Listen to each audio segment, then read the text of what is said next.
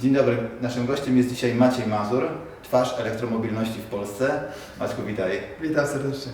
Maćku, jest taki żart w środowisku, że każdy freak elektromobilności jeździ dieslem. Powiedz, czym Ty dzisiaj przyjechałeś do nas? Myślę, że najczęstsze pytanie, jakie dostaję, to czym przyjeżdżam na spotkanie, ale nikt mnie tutaj nie zagnie. Ja już od lat jeżdżę elektrykiem, chwalę i dziś też jestem elektryczny. No to dobra, zapraszam Cię w takim razie do środka, opowiesz nam więcej o samochodach elektrycznych. Z przyjemnością.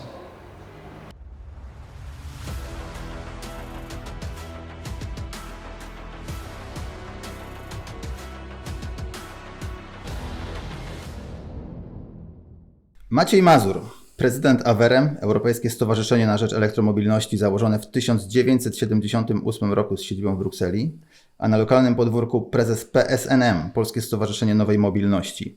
Witaj, Maćku. Witam serdecznie. Maćku, gdybym Cię przedstawiał 3 tygodnie temu, to bym powiedział, że jesteś prezesem PSPA, a nie PSNM.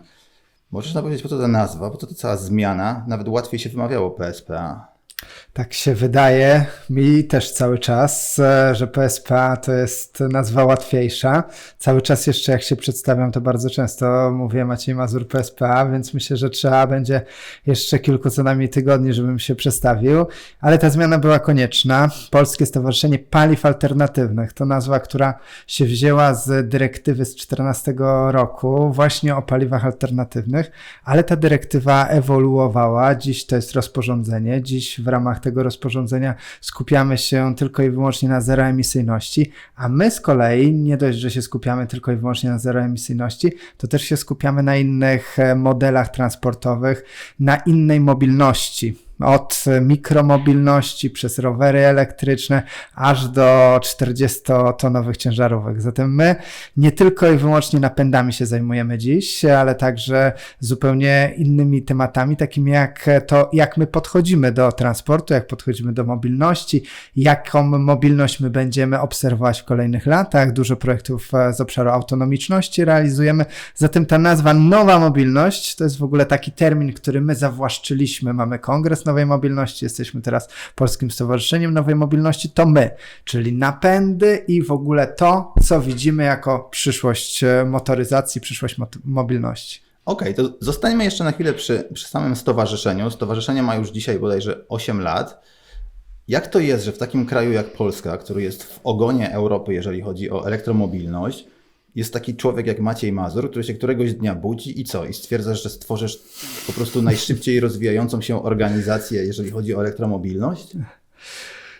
Nas też to czasem zaskakuje, jak się porównujemy z naszymi odpowiednikami w Europie, czy to organizacjami z Hiszpanii, czy z Francji, czy z Niemiec, czy z Włoch, że faktycznie nasza wielkość versus wielkość rynku to są często rzeczy wręcz wykluczające, ale udało się. No myślę, że ciężką pracą i tym, że my jako organizacja jesteśmy bardzo mocno skupieni nie tylko na byciu samym stowarzyszeniem jako takim, tylko na byciu głosem eksperckim, byciu wsparciem dla wszystkich tych, którzy chcą zmieniać się w kierunku nowej mobilności. Więc nie jesteśmy takim kanapowym stowarzyszeniem, które tylko i wyłącznie działa od momentu, w którym pojawia się jakaś regulacja, do momentu, kiedy ta regulacja wchodzi w życie, tylko my tak naprawdę ten rynek staramy się kreować. No i właśnie, od początku to robimy.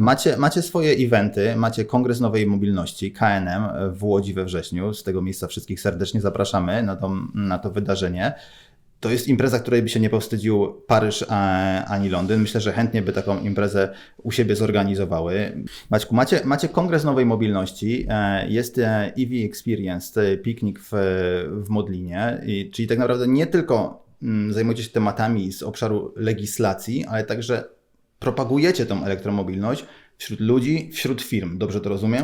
Absolutnie tak. To jest nasza misja, żeby przybliżać tą tematykę i dla odbiorcy końcowego, przysłowiowego Kowalskiego, ale także dla firm. Staramy się to robić w sposób racjonalny, w sposób rozważny. Nikogo na siłę nie staramy się do niczego zmuszać, tylko staramy się pokazywać, czym jest nowa mobilność i jak naprawdę może być interesującą opcją, czy to dla nas jako użytkowników końcowych, czyli kierowców, jak i dla firm, firm, które te pojazdy do swoich flot wdrażają. I to jest nasze DNA, żeby kreować. My nawet słowo elektromobilność swego czasu wpisaliśmy do Wikipedii i wtedy tak naprawdę elektromobilność stała się już słowem odmienianym przez każdy przypadek. Wcześniej to słowo jeszcze nie funkcjonowało, później stało się częścią ustawy, więc ta działalność nasza kreacyjna to jest coś, co nas napędza. To jest ta potrzeba, żeby Polska też była istotnym graczem na mapie dekarbonizacji, bo to nie tylko jest decyzja już na koniec, żeby wybrać samochód elektryczny, tylko to jest cały łańcuch wartości, które się składają też na to, jak my będziemy budować swoją gospodarczą przyszłość i w jakim kierunku będziemy ekonomicznie zmierzać. My chcemy, żeby Polska była jednym z kluczowych graczy, żebyśmy my mogli po prostu na tych zmianach zarobić, żebyśmy mogli także budować nasze R&D, żeby nasze przedsiębiorstwa były coraz bardziej konkurencyjne. To jest faktycznie coś, co nas dużo bardziej nakręca niż ilość samochodów z zielonymi tablicami na naszych drogach. Ale Maćku, wspomniałeś też przed chwilą o tym, że wy jako organizacja nie przymuszacie nikogo do nowej mobilności i to jest moim zdaniem bardzo ważny aspekt, ponieważ jest takie poczucie, że my jako społeczeństwo jesteśmy przez tą złą Brukselę przymuszani do tej nowej mobilności. Wspomniałeś też o Wikipedii. Ja też wczoraj zajrzałem do Wikipedii i mam do ciebie takie pytanie, czy wiesz, kiedy powstał pierwszy samochód spalinowy? No już ponad 100 lat temu, grubo. Właśnie, to już 140 lat temu Karl Benz w 1886 roku opatentował swój wynalazek i dzisiaj jest on uznawany za pierwszy samochód spalinowy. W tym samym roku do władzy w Prusach wtedy doszedł Bismarck. I wiesz, co te dwie rzeczy mają ze sobą wspólnego? Powiesz mi na pewno za chwilkę. Otóż nic. Natomiast wydaje mi się, nie jestem tego na 100% pewien, ale wydaje mi się, że Bismarck do końca swoich dni nikogo nie przymuszał do tego, żeby się przesiadali na samochody spalinowe i do któregoś roku trzeba było się pozbyć wszystkich koni z ulic. Co więcej, te konie do dzisiaj jeżdżą. Można się przejechać bryczką w Krakowie. Jak ktoś ma trochę więcej pieniędzy, to może uprawiać jeździectwo. Czy nie lepiej byłoby dla całej elektromobilności, gdybyśmy poszli tą samą drogą, którą 140 lat temu ludzie poszli, czyli naturalnie pozwolić jednej technologii zastąpić drugą technologię? De facto dokładnie taką ścieżkę staramy się przejść. Oczywiście narracja, która jest wprowadzona i czasem ona jest dominująca, jest taka, że jesteśmy do czegoś przymuszani, ale absolutnie tak jak w przypadku podróży furmanką, my będziemy mogli podróżować jeszcze przez wiele dekad samochodami spalinowymi. Nikt nam ich nie zabierze, nikt nam nie zakaże nimi jeździć, ale faktycznie my staramy się też z tytułu takiego, żeby być konkurencyjnym globalnie jako europejski przemysł motoryzacyjny, staramy się tą zmianę przeprowadzić odpowiednio szybko, żeby ta zmiana po pierwsze przyniosła efekt ekonomiczny, po drugie przyniosła efekt środowiskowy. Czyli my stymulujemy faktycznie, żeby ta zmiana zadziała się szybciej. Stąd choćby programy dopłat, wsparcia podatkowe, możliwość jazdy buspasami, etc. Czyli to jest ta stymulacja pozytywna. My rzeczywiście powinniśmy chcieć, mając ten cel dekarbonizacji transportu, żeby ta zmiana zaszła jak najszybciej. Dekarbonizacja transportu to jedno, a konkurencyjność gospodarcza to druga i też byśmy chcieli, żebyśmy globalnie jako Europa nie zostawali w tyle, bo to nie jest elektromobilność wymysł Unii Europejskiej, jakby niektórzy mogli sądzić, tylko to jest trend globalny. Elektromobilność się rozwija szybciej niż w Europie, w Azji. Rozwija się także bardzo szybko w Stanach Zjednoczonych. Mamy program znany pod akronimem IRA, który został wprowadzony przez administrację Bidena, który bardzo mocno przemysł amerykański właśnie na zeroemisyjność nakierował. Zatem to się dzieje. To się dzieje praktycznie na każdym kontynencie i my nie chcemy zostać w tyle, bo wtedy będziemy rzeczywiście taką samotną wyspą wśród tych globalnych zmian. Więc to jest stymulacja. Cel jest taki, żeby to się stało jak najszybciej, stąd 2035 rok. Faktycznie, pewnie gdybyśmy mogli się cofnąć, to spodziewam się, że inna by była narracja, inny byłby sposób wprowadzania tych planów, żeby nie było takiego wrażenia, że nam się coś nakazuje, zakazuje, bo de facto tak Nie jest. To jest pewien cel, który obowiązuje koncerny motoryzacyjne, ale tylko koncerny motoryzacyjne. On nie obowiązuje nas jako kierowców. My cały czas w 1935 roku będziemy mogli kupić samochód spalinowy, w 1945 roku zakładam, że też będziemy mogli kupić samochód spalinowy. Pytanie, czy go zarejestrujemy? Czy chcemy? Zarejestrujemy go. Pytanie, czy my będziemy chcieli go kupić, bo on będzie droższy od swojego elektrycznego odpowiednika. On pewnie będzie po prostu gorszy w już swojej użyteczności, ale to będzie nasza decyzja. Zdecydujemy. Możliwe, że tak się stanie. Ja też jestem głęboko przekonany, że technologia, jeżeli nabierze rozpędu i się rozwinie do tego poziomu, w którym te samochody będą tańsze, no to tak naprawdę do wykorzystania energii jest nieskończona ilość na świecie. Nie? Jeżeli tylko nauczymy się ją w odpowiedni sposób wyłapywać, czy to ze słońca, czy to z wiatru, czy z wody, a następnie magazynować, to może być tańsze niż wydobywanie węgla kilometr spod ziemi i następnie spalanie go w elektrowniach setki kilometrów dalej. Albo sprowadzanie ropy naftowej z tych kierunków, z których szczególnie po wybuchu wojny w Ukrainie nie chcemy już tych paliw sprowadzać. Więc tutaj jest bardzo wiele też takich stymulantów, które sprawiają, że produkcja energii w kraju, czy generalnie w Europie, czy to właśnie ze źródeł odnawialnych, czy z energii jądrowej, jest tym, co sprawia, że ten cały ekosystem nam się zamyka i też transport może korzystać z tego, co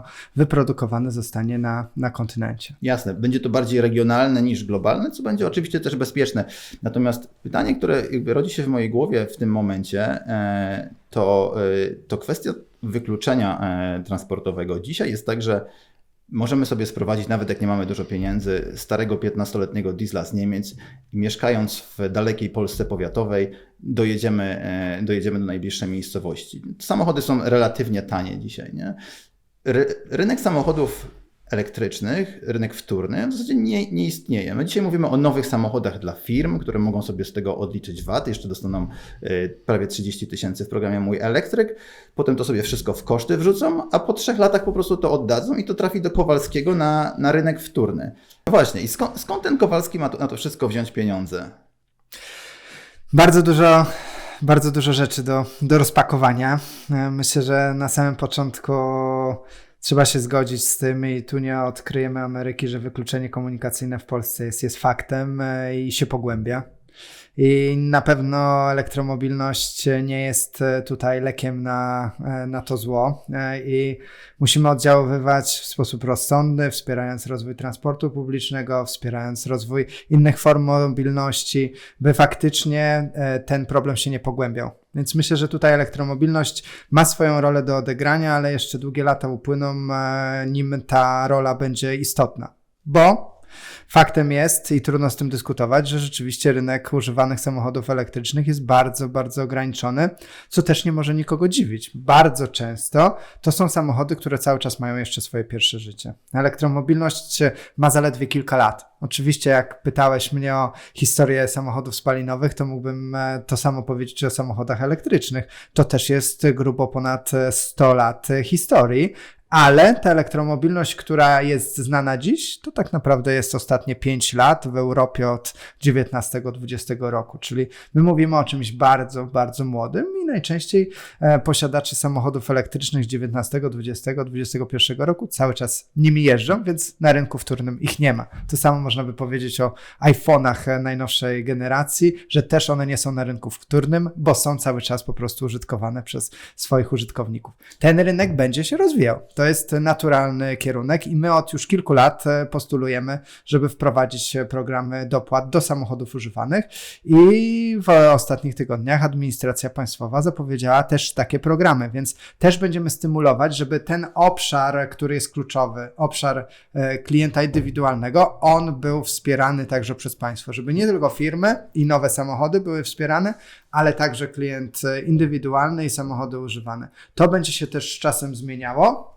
musimy sobie też szczerze powiedzieć, że nawet jeśli byśmy setki milionów wpompowali w program dopłat, to nie będzie w pewnym momencie już czego wspierać, bo wysycimy rynek. Zatem też musimy sprawić, żeby ten rynek po prostu w kolejnych latach się rozwijał. W elektromobilności bardzo często mamy taką tendencję do szukania pewnych już takich ekstremów, a tu nie ma ekstremów. To jest droga wszystko środka i rok po roku będziemy się rozwijać. No ale dobrze, powiedzieć o tym rynku samochodów wtórnych, to jest bardzo ciekawe z perspektywy nawet takiej firmy jak nasza, jak CAT Logistics, która wyrosła tak naprawdę na automotive, zajmujemy się dystrybucją części zamiennych. Jak to będzie wyglądało w przypadku samochodów elektrycznych? Czy one będą tak jak te iPhony, o których wspomniałeś, jednorazowego użytku i będą lądowały na śmietniku historii? Czy może tam jednak pojawią się te elementy? Ta bateria będzie wymienialna, będzie można nową podpiąć, jeżeli ten samochód będzie niezniszczony.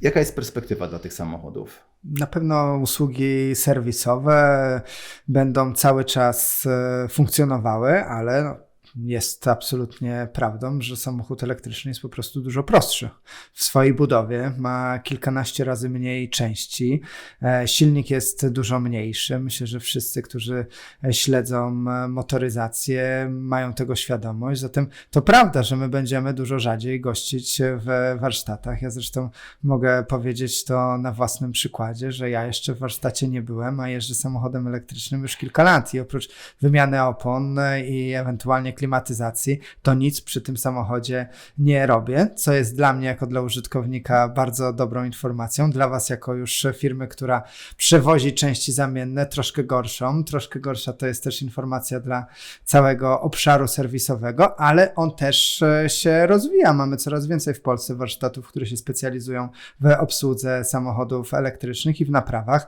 bo oczywiście, że z akumulatorem trakcyjnym są elementy, które można w nim naprawić, można weryfikować stan degradacji baterii. Są oczywiście też inne części w samochodzie, które się wymienia, zatem to nie jest tak, że w tych samochodach nagle coś będzie się zmieniało tak drastycznie, że cały segment motoryzacji będzie wyłączany, ale rzeczywiście on też się będzie zmieniał. Myślę, że też w transporcie ciężkim to jest bardzo charakterystyczna sprawa, że te samochody będą po prostu wykonywały najprawdopodobniej dużo więcej kilometrów niż samochody spalinowe, które dziś się jeżdżą, bo ten napęd po prostu jest wręcz predestynowany do tego, żeby te setki tysięcy kilometrów były zwielokrotnione wobec przebiegów samochodów konwencjonalnych. Do tego my się szykujemy od strony technologicznej. Coraz bardziej wydajne akumulatory trakcyjne, coraz niższy poziom degradacji, coraz większe moce ładowania. To wszystko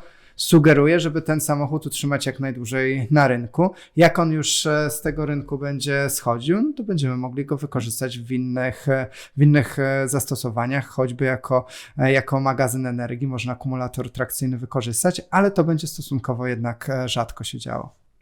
Maćku, wspomniałeś o transporcie ciężkim. To jest coś, co CAT robi na co dzień. Mamy tutaj też już pierwsze doświadczenia, jeżeli chodzi o elektryki i nie wygląda to tak różowo. Powiem szczerze, że tak, w przypadku busów, vanów jak najbardziej widzimy tutaj, że jest potencjał. Mamy też kolegów, którzy są członkami PSNM, największa polska firma kurierska, która z powodzeniem kilkaset busów, vanów elektrycznych co roku na rynek wprowadza.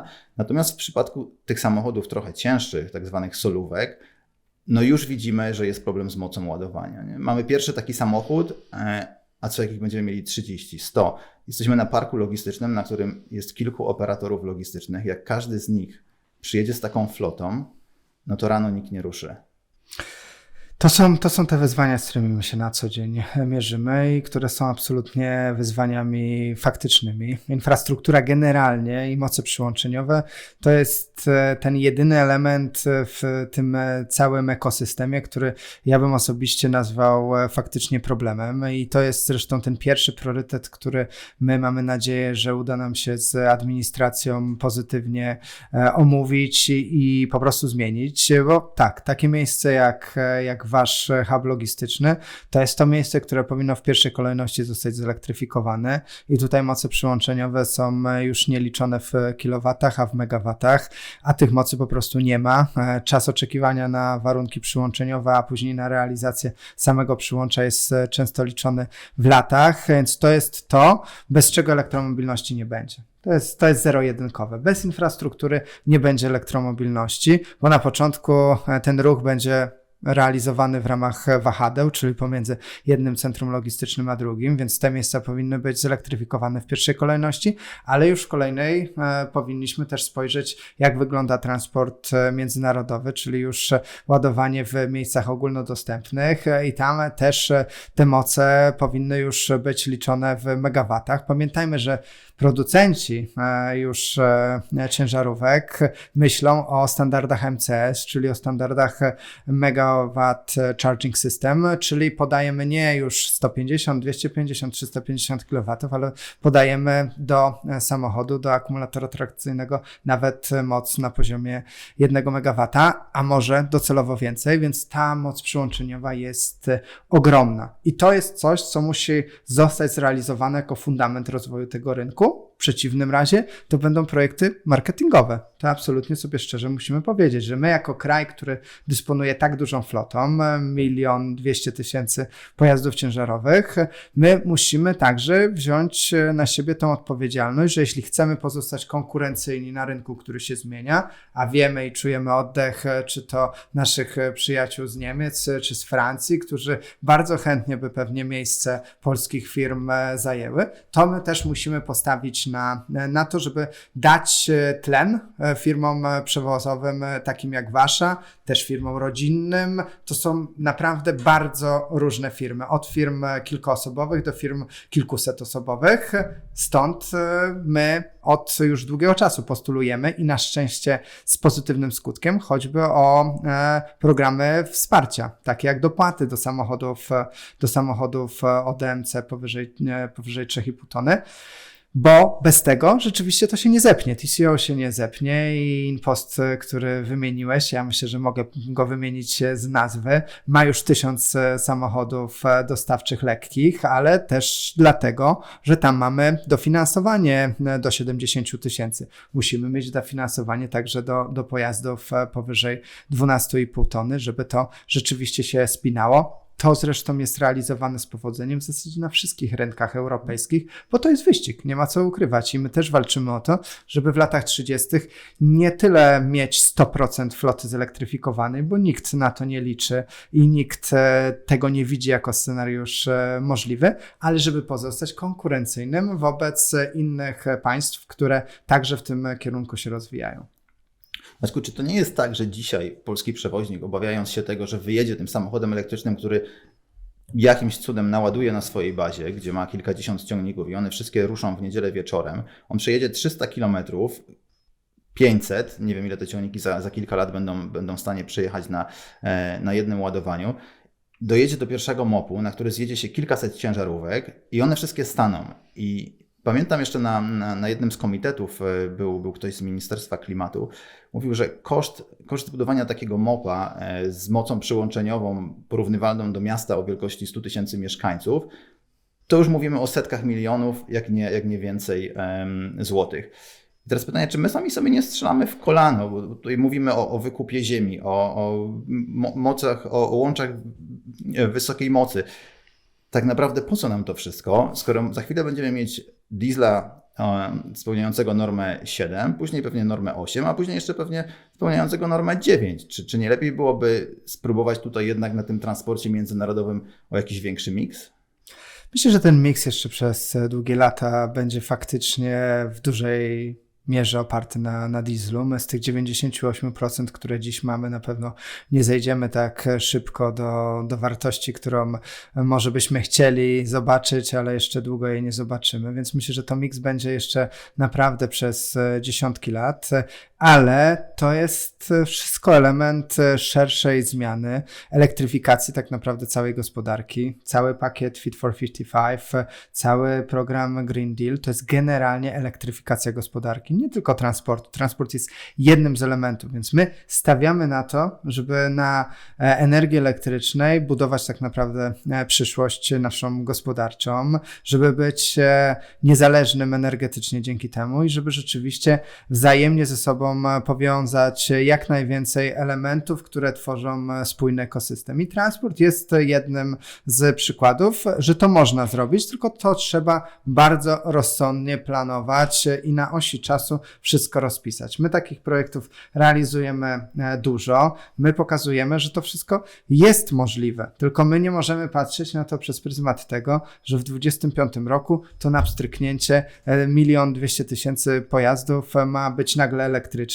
One się wszystkie będą ładowały w jednym miejscu, bo to się nie uda. Tak? My tak samo nie zelektryfikujemy transportu osobowego. Pamiętamy, że my mamy 60-70 tysięcy dziś samochodów elektrycznych w Polsce. Łącznie park mamy 20 milionów, więc naprawdę to jest bardzo długa droga dojścia do tego wolumenu i my ten czas, który nawet gdybyśmy chcieli przyspieszać, to nie przyspieszymy tego tak, żeby to się zadziało w kilka lat, tylko to zawsze będzie kilkanaście, kilkadziesiąt lat. Powinniśmy wykorzystać na rozwój infrastruktury. Z tej infrastruktury zresztą energetycznej także będą korzystały inne obszary gospodarki. Ta infrastruktura jest powiązana z OZE, więc to wszystko jest spójne. Tutaj nie jest nic idące w poprzek tego, co my planujemy, co my chcemy osiągnąć jako Unia Europejska gospodarczo. To wszystko ma jednak bardzo mocne podstawy ekonomiczne.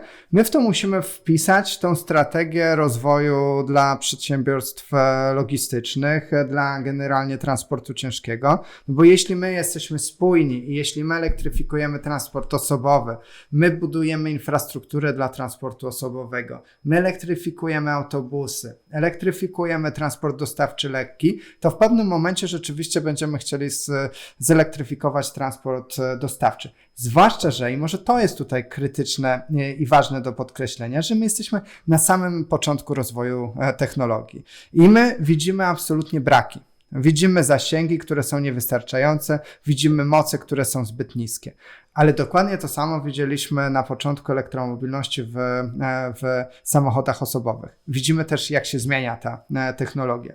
My wiemy, że samochód, który ma kilkanaście razy mniej części, gdzie ta podstawowa część, czyli akumulator trakcyjny, spada i to bardzo dynamicznie od 10 roku do 20 roku o 90%.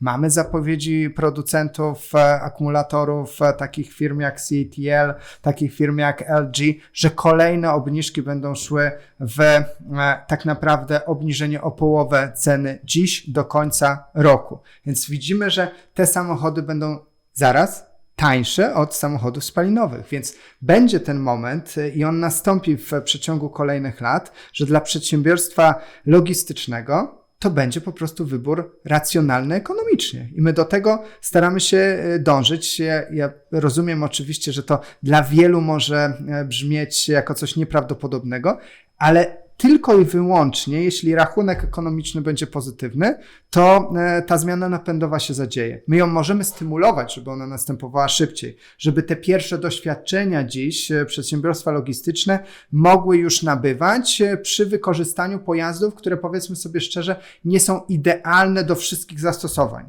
ale po to są programy wsparcia, żebyśmy się nauczyli tego, wyciągnęli wnioski i potem my wprowadzamy już tą elektryfikację masową. My jako organizacja, pomimo tego, że pewnie nas bardzo często identyfikują z takim zero-jedynkowym podejściem, realizujemy dla naszych partnerów bardzo wiele projektów elektryfikacji floty, gdzie my wskazujemy czasem bardzo niskie procenty elektryfikacji floty. Ale jeśli my dziś mamy podejmować decyzje, to my też nie chcemy nikogo zrazić. My chcemy pokazać, która część floty może być zelektryfikowana, bo takie pojazdy są. czy to wspomniane pojazdy lekkie dostawcze, czy cięższe dostawcze, ale funkcjonujące w ramach aglomeracji, w lokalizacjach, gdzie jest możliwe ładowanie i tam to róbmy. W momencie, kiedy to będzie ekonomicznie uzasadnione i funkcjonalnie uzasadnione, też będziemy oczywiście przechodzili przez wahadła aż do transportu międzynarodowego, ale to się nie wydarzy na pewno w przeciągu kolejnych kilkunastu miesięcy. To się wydarzy też etapami i my musimy na pewno być na to gotowi od strony infrastrukturalnej i od strony TCO, analizy ekonomicznej. To się musi nam opłacać. W Norwegii, gdzie biją kolejne rekordy, jeśli chodzi o rejestrację, i dziś to jest 90% już rejestracji na rzecz samochodów elektrycznych wśród nowych samochodów, o osobowych oczywiście samochodach mówię, to także się nie dzieje dlatego, że Norwedzy tak bardzo chcą być ekologiczni, że płacą za to jakąś potężną cenę, tylko dlatego, że im się to opłaca. Że samochód elektryczny jest dużo tańszy w użytkowaniu i w zakupie od samochodu konwencjonalnego i dziś to już też ma miejsce w momencie, gdy zdejmowane są kolejne subsydia, tak? Czyli już Norwedzy mają ten moment, w którym mogą ograniczać ilość subsydiów, a cały czas samochód elektryczny jest tańszy, bo on musi być tańszy. No, rzecz, która ma mniej części, musi być tańsza od tej, która ma więcej części. Zgodzę się z Tobą, że ta technologia na pewno będzie tanieć. Ci producenci dzisiaj są gotowi do tego, żeby dostarczyć tych samochodów naprawdę dużo. Myślę, że producenci stacji ładowania też nie narzekaliby, gdyby ta liczba nowych stacji, czy to prądu zmiennego, czy prądu stałego rosła w Polsce szybciej. I zgodzę się z Tobą, tak jak zauważyłeś, że chyba największym problemem, a może wyzwaniem tylko, jest dzisiaj moc dostępna, prąd, który płynie i tak naprawdę tutaj chyba olbrzymia rola państwa, żeby z tym wszystkim sobie poradzić, bo biznes tego sam nie uciągnie i tak naprawdę bez pomocy państwa będzie ciężko. Maćku, na koniec zapytam Cię jeszcze, czy jest coś poza elektromobilnością, co wypełnia Twój czas? Bo tak mam wrażenie, patrząc na Twojego LinkedIna, że tak naprawdę ta elektromobilność to jest 24 godziny na dobę w Twoim życiu. Nie, absolutnie. Tak na szczęście nie jest. Moją pasją jest szczególnie teraz rodzina, bo mam malutkiego synka 3-letniego, który każdy dzień sprawia, że jest weselszy dla mnie. Także sport. Teraz jest taki ważny moment w lidze angielskiej. Ja od lat kibicuję Arsenalowi. No to teraz chyba dobry rok macie teraz. Dobry rok, aczkolwiek dokładnie. Na po 20 latach ja już ledwo pamiętam to mistrzostwo ostatnie, ale no może w tym roku się uda wygrać. No to jak sami Państwo słyszeli... Muszę być wytrwały. Jeśli się zajmuję elektromobilnością, to muszę być wytrwały. To Maciej nie jest Mazur, kibic Arsenalu i propagator elektromobilności w Polsce. Także tutaj jakby życzę wytrwałości. Widzę, że lubisz trudne sprawy. Kibicowanie Arsenalowi i przekonywanie Polaków do samochodów elektrycznych nie są łatwe tematy. Maćku, ja Ci dziękuję za to, że nas odwiedziłeś. Mam nadzieję, że za jakiś czas przyjdziesz znowu, jak ten transport elektryczny się rozwinie, zwłaszcza w tym obszarze transportu ciężkiego i porozmawiamy sobie o tym, co nowego. Dzięki wielkie za zaproszenie, zawsze z przyjemnością. Wrócę. Dziękuję bardzo. Dzięki wielkie. Tym z Państwa, którzy dotrwali do tego momentu, dziękujemy bardzo. Ja nazywam się Marcin Zasuń, a to był kolejny odcinek z cyklu Biznes, Logistyka, Pasja. Zapraszamy ponownie.